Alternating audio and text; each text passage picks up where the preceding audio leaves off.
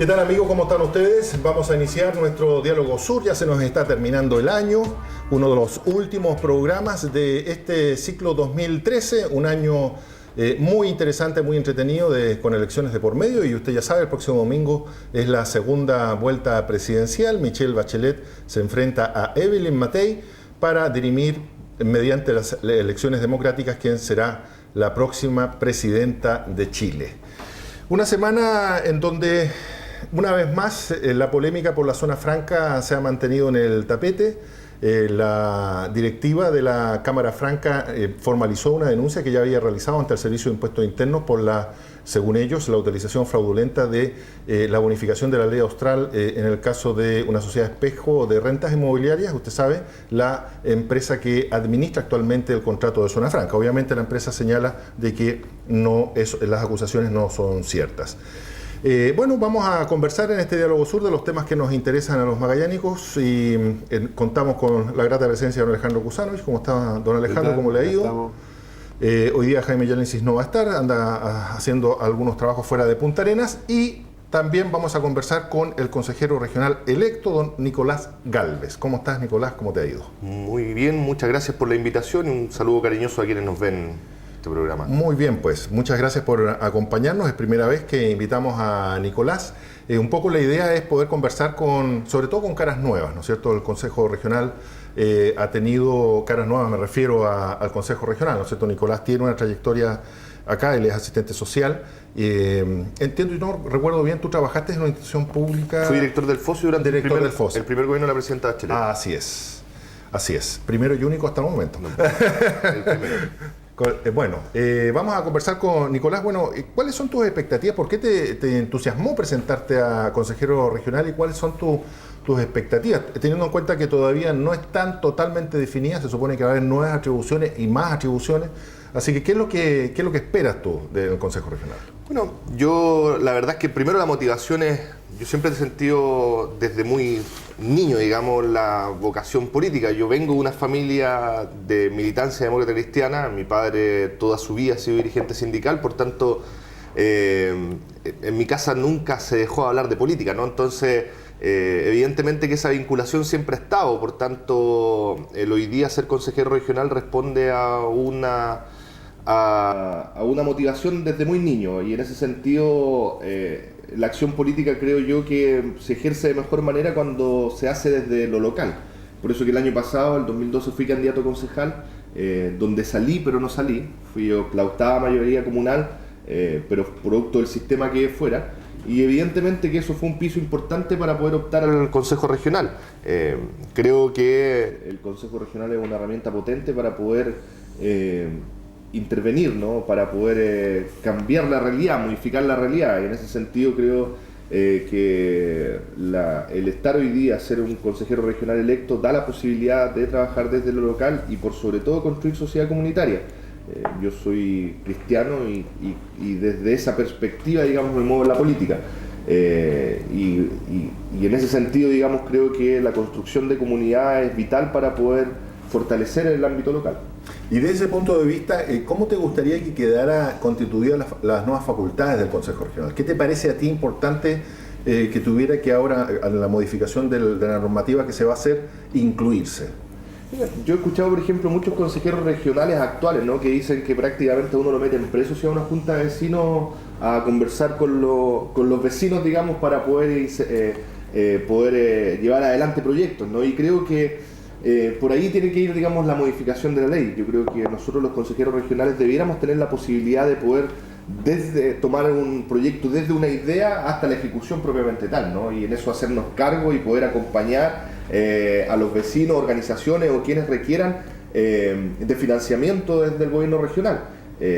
Me parece que los ámbitos de fiscalización también son muy importantes, ¿no? Finalmente yo creo que el Consejo Regional debiera convertirse en una suerte de parlamento regional, donde nosotros podamos avanzar en materias que tienen que ver con la región y que tenemos que definir en la región.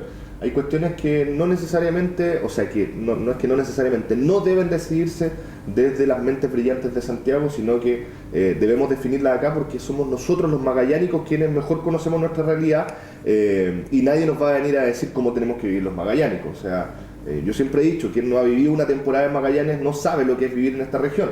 y para quienes vivimos toda nuestra vida acá, evidentemente que nadie nos va a venir a enseñar cómo ni dónde tenemos que gastar los recursos que son nuestros, ¿no? Nicolás Alejandro siempre ha hablado, y ahora como consejero regional electo con mayor razón, de la necesidad de invertir en conectividad terrestre, conectividad digital, poder conectar Puerto William con el resto de la región, en fin.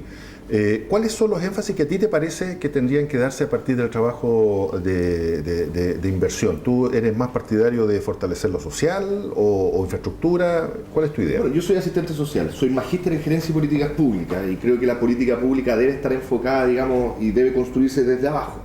Y en ese sentido me parece que lo social evidentemente tenemos mucho por hacer. Hoy día tengo la percepción, y no solamente la percepción, sino que también por lo que uno conversa con la gente, que nosotros estamos viviendo en una cultura del destrozo, una cultura de la violencia, ¿no? O sea, uno ve que lo que se construye, digamos, en cuanto a parques, digamos, cuestiones que se van haciendo en la ciudad, duran bien poco, o se rayan, o se destruyen. Entonces creo que uno ve, digamos, en temas de higiene de la ciudad, que mucha gente sin empacho bota los papeles afuera, ¿no? Botan basura en cualquier parte, creen que cualquier parte es vertedero. Entonces me parece que yo, por ejemplo, a mí me preocupa, por ejemplo, el estancamiento poblacional que tiene, ¿no? El que del censo del 2002 al 2012 no hayamos crecido poblacionalmente es una cuestión que me preocupa, pero que también me parece que es favorable para los magallánicos, porque yo me pregunto si nosotros hoy día, con una población estancada, tenemos este tipo de problemas, me imagino con una mayor densidad poblacional. Entonces, me parece que esto es una oportunidad para que los magallánicos podamos resolver estas cuestiones que nos afectan. Recién conversábamos, digamos, con Alejandro este tema, por ejemplo, de la cantidad de vehículos que tiene nuestra región, que me parece que es excesivo. O sea, yo me pregunto, a este ritmo de no poder, digamos, sacar vehículos de circulación, al minuto vamos a tener más autos que habitantes. Entonces yo creo que hay cuestiones que tenemos que resolver. Este estancamiento poblacional nos da la posibilidad de poder resolver estos problemas sociales, de manera de que una vez resuelto esto podamos hacer esta expansión poblacional que Magallanes requiere, no solamente Punta Arenas. Yo creo que esa cuestión tenemos que trabajarlo en Porvenir, en Natales, fortalecer las provincias, porque en esta cuestión la centralización no solamente es de Punta Arenas a Santiago, sino que también es de las provincias de Tierra del Fuego, Última Esperanza y la provincia antártica con la provincia de Magallanes. Entonces, creo que ahí tenemos mucha tarea por hacer. Por tanto, volviendo a la pregunta inicial, me parece que en lo social todavía tenemos mucho que avanzar, independiente de que las otras materias son también muy importantes. Oye, me gustaría detenerme un poquito esto de la cultura del destrozo.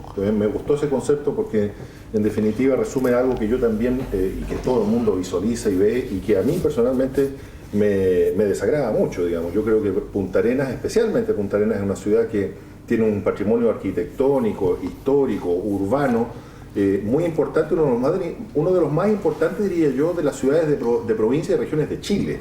Y eso es reconocido por arquitectos y por gente que viene de afuera. El casco histórico de Punta Arenas no los tienen en otras ciudades de Chile. Tal vez tendrías que irte a La Serena. Sí, claro. Entonces, realmente... Ciudades similares a las nuestras. Justamente, ¿no? Entonces tú ves que cómo están derrayadas las casas, las oficinas, sucias las calles. Hay un descuido. Ahora, el problema es que cuando uno habla de cultura del destrozo, a mí me da la sensación de que tú te refieres un poco a la reacción que tienen los ciudadanos, o sea, cómo los ciudadanos tratan a la ciudad, o parte de la población, no son todos. Pero yo también creo que hay una muy fuerte responsabilidad de cómo las autoridades comunales se preocupan también y hacen que la gente se preocupe y se responsabilice del cuidado de la ciudad.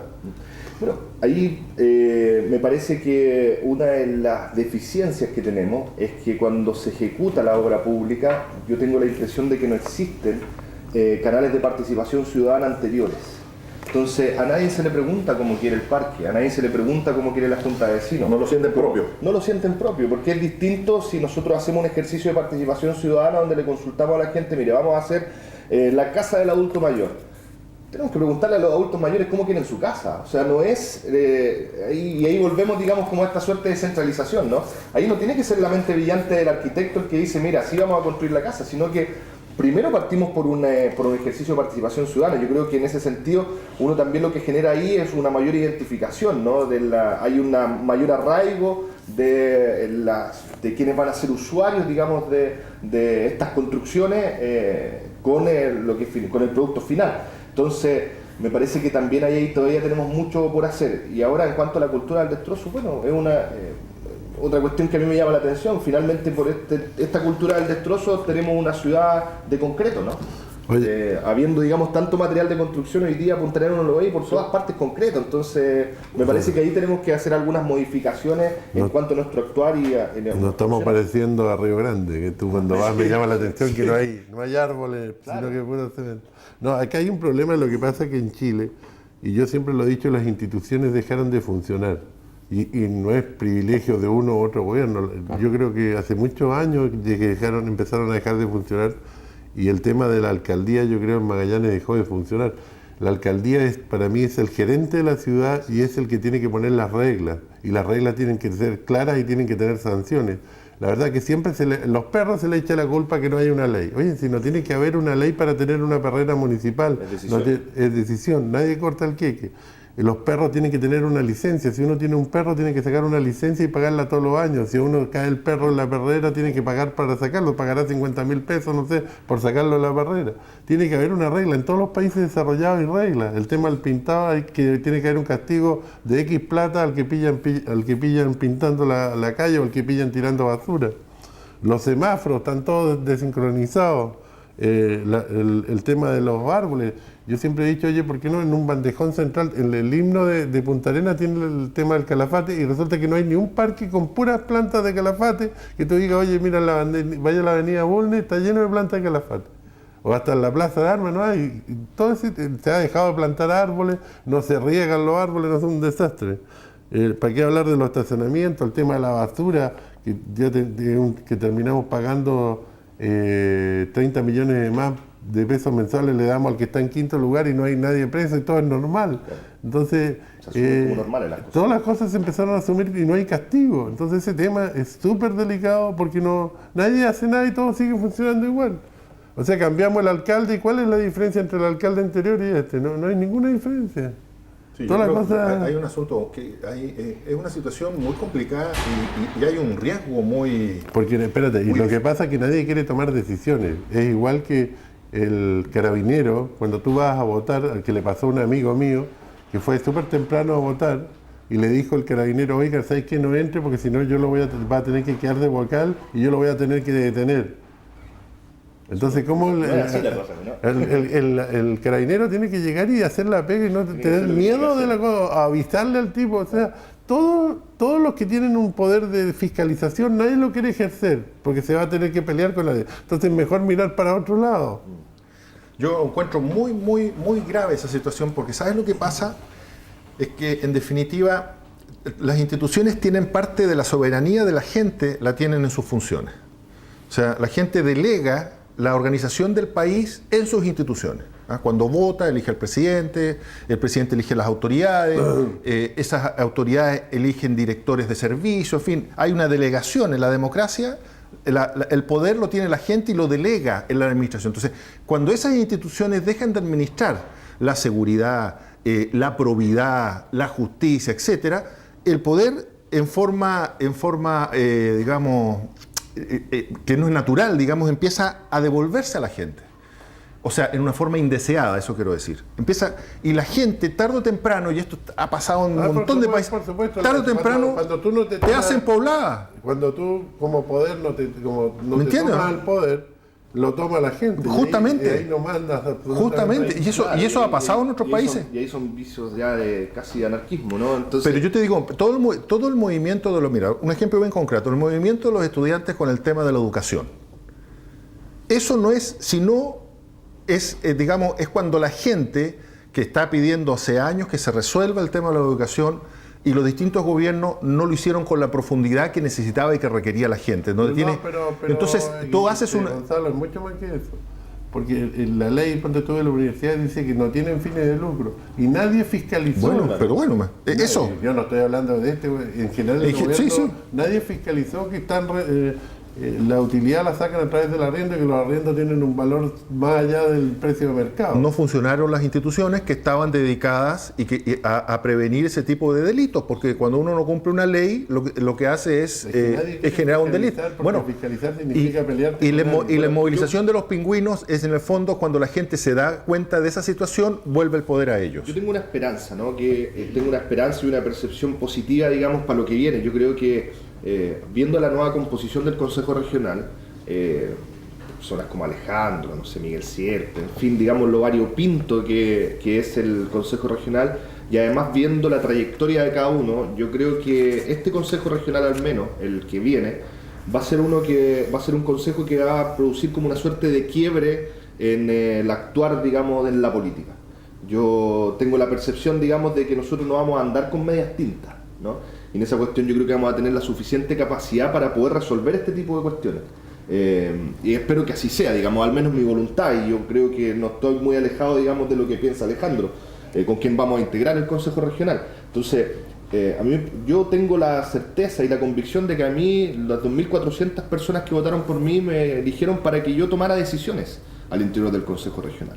Y es lo que voy a hacer, digamos. Entonces, y cuando Alejandro habla de fiscalizar, bueno, es parte de nuestras tareas también, y tenemos que fiscalizar con ahínco, con fuerza, ¿no? Con dedicación, ser capaces de estudiar, de poder investigar, de poder analizar los puntos y sobre eso tomar decisiones. Yo espero que el próximo Consejo Regional no dé los tristes espectáculos que otros consejos están dando. Porque me parece que no es para eso para lo que se elige. Yo considero que hay un ejemplo de esto de la falta de fiscalización en el tema de Zona Franca. Yo creo que el Consejo Regional debió haberse involucrado en un determinado momento del pasaje de este contrato, debió haber intervenido. Tomado el toro por las astas, ¿no? Y yo creo que no lo hizo. O si hubo intentos, fueron muy tímidos. Alexis Vera y el consejero Bubinich, yo diría que son los únicos. Creo que Miguel Sierpe en algún momento también algo dijo. Serían los tres únicos que algo dijeron, algo pidieron. Alexis Vera acaba de pedir de nuevo que se conforme una comisión especial para el tema de la zona franca. Por lo demás, Cámara Franca ha pedido en reiteradas oportunidades que se genere incluso un debate, que poder ir ellos y que vaya la contraparte a una comisión especial del Consejo Regional y que ahí se puedan expresar y mostrar todos los antecedentes. A mí me preocupa cuando la autoridad empieza a mirar para otro lado. Estamos hablando que en este caso el gobierno regional ha estado permanentemente sin querer intervenir. Yo no sé cuál es el motivo, no quiero pensar mal en esta situación, pero a mí me llama la atención por qué permanentemente en los 4 años se ha estado mirando para otro lado con respecto a este tema y nadie lo ha querido fiscalizar. Y es un contrato que no ha sido fiscalizado. La verdad que todo lo que se dijo que se iba a hacer no se ha hecho. Yo creo personalmente que fue una mala licitación. Yo creo que cuando hay una ley que el Estado se abstiene de cobrar impuestos para que la gente que vive acá en la industria tenga acceso a insumos a menos precio, tú no puedes hacer una licitación a quién me paga más, porque se trata de crear una nueva recolección de impuestos. Y no es el objetivo, la zona franca, el objetivo es que sea lo más barata posible. El tema de administrarlo es solamente una coyuntura que tiene que existir un administrador. Y ese administrador tiene que ser lo más barato posible. Alejandro, vamos a hacer una muy breve pausa y enseguida vamos a volver y vamos a tratar el tema de la zona franca porque hubo también algunas novedades, noticias esta semana y me interesa también conocer la opinión de Nicolás Galvez. Enseguida volvemos.